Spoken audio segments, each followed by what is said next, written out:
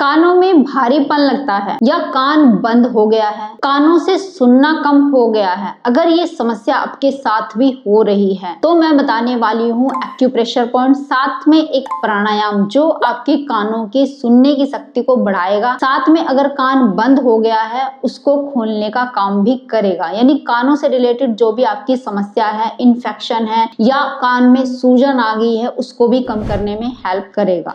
तो चलिए शुरू करते हैं इस वीडियो को। हेलो फ्रेंड्स, मैं सुमन चौहान, सर्टिफाइड डाइटिशियन, न्यूट्रिशनिस्ट, आपकी फिटनेस ट्रेनर। मेरे चैनल देसी इलाज में आपका स्वागत है। हम सुनते कैसे हैं? जैसे कोई आवाज हमें सुनाई देती है, हमारे कानों से होकर वो गुजरती है और कहाँ जाती है? न्यूरॉन्स के जरिए। हमारे ब्रेन्स में न्यूरॉन्स होते हैं। न्यूरॉन्स एक तार की तरह काम करते हैं। जैसे तार से लाइट आती है ना, हमारे घरों में आती है, हमारे फ्रिज तक जाती है, या फिर हमारा जो लाइट है उनको जलाती है, जो भी काम होता है। इस तरीके से तार होते हैं जिनको न्यूरॉन्स बोलते हैं। ये कई ट्रिलियन न्यूरॉन्स होते हैं जो एक दूसरे से कनेक्ट करते हैं। जैसे हमने सुना, हमारे कान में गई बात और सीधे हमारे किस पार्ट तक पहुंचती है? ब्रेन के पार्ट तक, जो होता है ऑडिटरी कॉर्टेक्स, यानी कि सुनता है और वो ब्रेन को समझाता है। तुरंत हमारा ब्रेन समझता है और हमें पता लग जाता है किसी ने हमें ये बात कही है, यानी ये जो आवाज हमें सुनाई दे रही वो कहाँ से आ रही है, तुरंत हम समझ जाते हैं। होता क्या है, जो आवाज हमने सुनी उसको ये न्यूरॉन्स क्या करते हैं?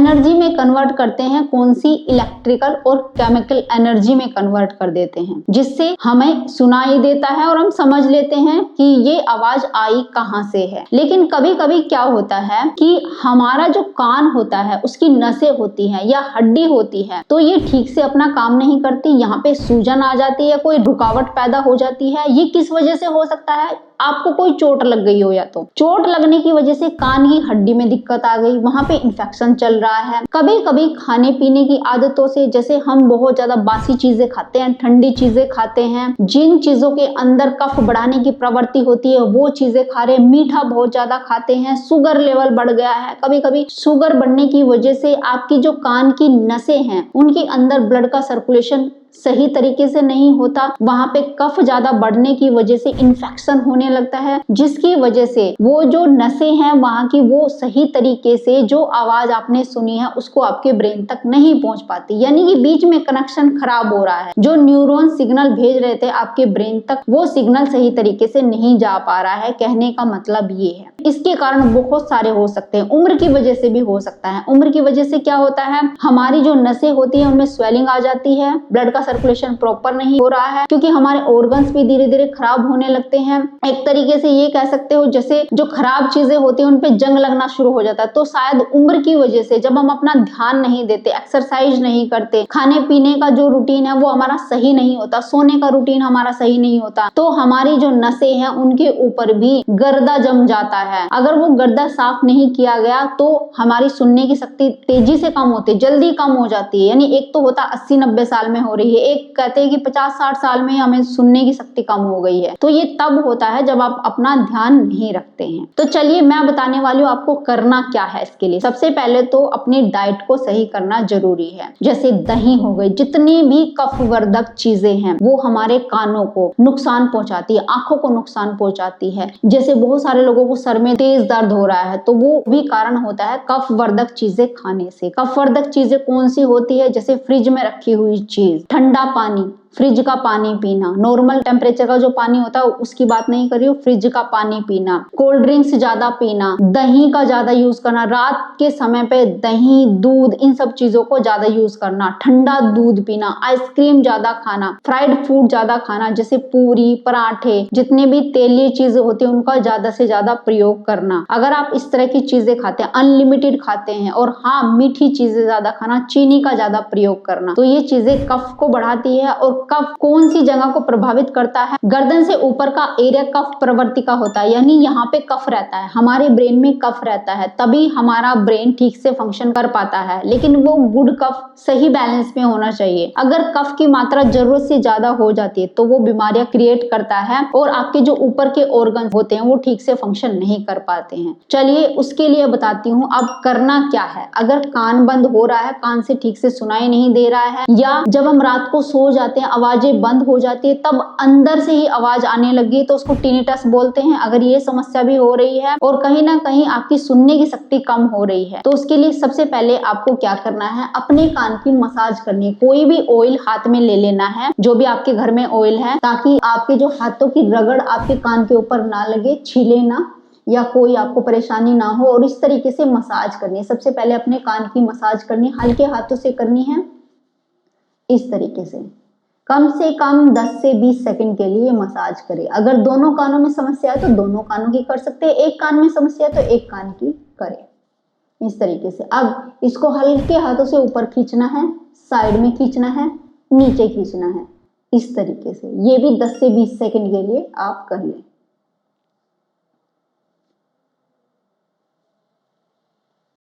अब 10 से 20 सेकंड खींचने के बाद, पहले हमने ऊपर खींचा इस तरीके से, साइड में खींचा ऐसे, और फिर नीचे खींचा। अब इसके बाद ऊपर से ऐसे पकड़ के अंदर की तरफ दबा दें ऐसे। ये भी कम से कम 5 से 10 बार आप कर लें ऐसे। और नीचे से पकड़ के ऊपर की तरफ ऐसे। आपको ये निकाल के दिखाती हूँ अच्छे से, इस तरीके से।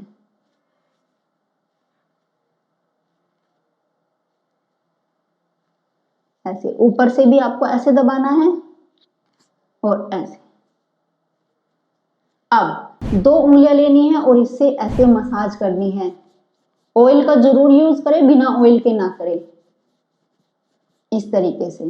कम से कम 20 बार आपको ये मसाज करनी है।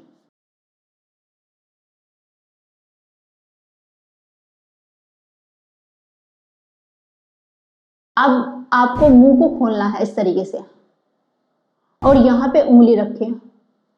जब मुंह खोलेंगे तो यहाँ पे एक गड्ढा फील होगा, ये, हाँ, मसाज करें। इस गड्ढे पे आपको मसाज करनी है। पहले क्लॉकवाइज डायरेक्शन में 10 से 20 बार मुंह खोल के ही,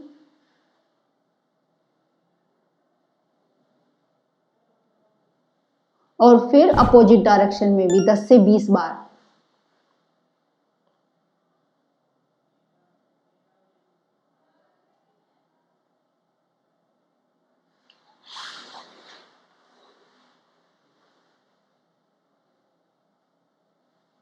अब चलिए आपको बताती हूँ। सबसे पहले आपको अपने कानों को बंद करना है और आंखों को भी बंद कर लीजिए इस तरीके से। और आपको सांस को भरना है नाक से और भंवरे की आवाज निकालनी है। उसके बाद वो मेन प्राणायाम जो है ना, जो आपको कानों को खोलने की और आपकी स्मरण शक्ति को बढ़ाता है, वो बताऊंगी।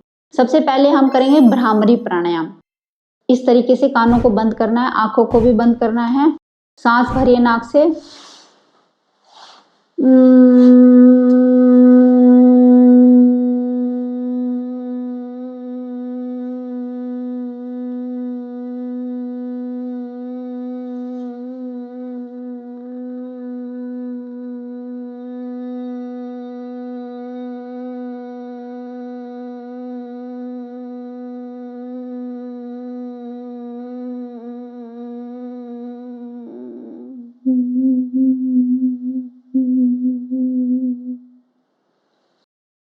ये कम से कम हम 10 से 20 बार करेंगे भ्रामरी प्राणायाम। अब इससे होता क्या है, इससे देखो, जब हम भंवरे की आवाज निकालते हैं तो एक कंपन क्रिएट होता है हमारी नसों में। कंपन क्रिएट होने से क्या होता है, कभी कभी हमारे ब्लड में कुछ अशुद्धियां आ जाती है और वो रुक जाती है नसों में, जिसकी वजह से हमारी सुनने की शक्ति कम हो सकती है, आंखों से कम दिखाई दे सकता है, या हमें माइग्रेन की समस्या भी हो जाती है कभी कभी। लेकिन हम जब टेस्ट कराते हैं रिपोर्ट में कुछ नहीं आता है। तो अगर आप भंवरे की आवाज डे बाय डे निकालते जाते हैं, कंपन क्रिएट करते हैं, तो जो टॉक्सिन्स आपके ब्लड में पड़े हुए हैं, नसों में रुके हुए हैं, वो आगे की तरफ हिलने शुरू हो जाते हैं, आगे की तरफ मूव करना शुरू हो जाते हैं। इसके साथ ही जो हमारा खराब फ्लूइड होता है यहाँ पे रुक जाता है कई बार किसी भी वजह से, वो भी आगे की तरफ निकलना शुरू होता है, मूव करना शुरू करता है, जिससे हमारी नसें खुलती हैं और हमारी जो प्रॉब्लम होती है, जैसे बंद कान की समस्या है, कानों से कम सुनाई दे रहा है, वो ठीक होने लगती है। और खराब कफ भी अगर जमा हुआ है तो वो भी पिघल के बाहर निकलने लगता है। तो ये कंपन क्रिया जो कि भंवरे की आवाज में करते हैं, वो जरूर करनी है आपको 10 से 20 बार। और दिन में 2 बार जरूर करें। अब नेक्स्ट प्राणायाम जिसको बोलते हैं कारण शक्ति वर्धक प्राणायाम, इसका नाम ही ऐसा है, कानों की शक्ति से बढ़ाई जाती है। तो इसको करना कैसे है वो ध्यान से सुन लीजिए। सबसे पहले हम मुंह से सांस लेंगे, इस तरीके से पूरा सांस भरना है मुंह से। उसके बाद कानों को तेज अंगूठों से बंद कर लेना है, कान को बंद करना है। फिर एक उंगली से आंख को बंद करना है, दूसरी उंगली से नाक को भी बंद करना है, मुंह को भी बंद करना है। इस तरीके से मुंह को बंद रखेंगे और सांस को होल्ड करना है। इस तरीके से आपकी चिन्ह आपकी छाती से ऐसे आपको टच कर लेनी है और 10 सेकंड 20 सेकंड जितनी देर भी सांस को अंदर रोक के रखेंगे और सांस का प्रेशर गालों में देना है। इस तरीके से गालों को फुला के सांस का प्रेशर यहाँ पे आपको फील होना चाहिए। बहुत ज्यादा प्रेशर भी क्रिएट नहीं करना है कि अपने तरफ से पुश कर रहे हैं, बस नॉर्मल रखना है। गालों को फुला के रखना है। जितनी देर सांस को होल्ड रख सकते हैं उतनी देर होल्ड रखेंगे और उसके बाद सांस को नाक से छोड़ेंगे, मुंह से नहीं छोड़ेंगे। चलिए मैं आपको करके दिखाती हूँ, देखिए करना कैसे है।